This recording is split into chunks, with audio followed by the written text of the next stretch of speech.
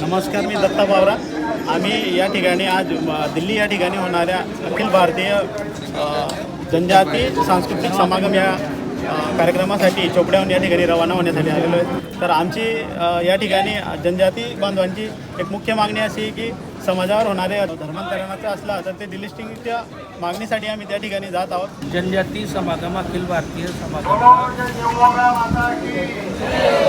आम्ही सगळे जनजाती बांधव चोपड्या तालुक्यात मोठ्या संख्येने दिल्ली येथे जात आहोत. आमची जनजाती समाजाची मागणी की डिलिस्टिंग, आमची संस्कृती संवर्धन, आमची परंपरा, आम्हाला आमच्यावर होणारा अन्याय थांबवण्यासाठी आम्ही सरकार दरबारी धडक मोर्चा विशाल विराट रॅली म्हणून दिल्ली येथे रवाना होत आहे. चोपड्या तालुक्यातून किती जण जात आहे? चोपड्या तालुक्यातून 264 लोक.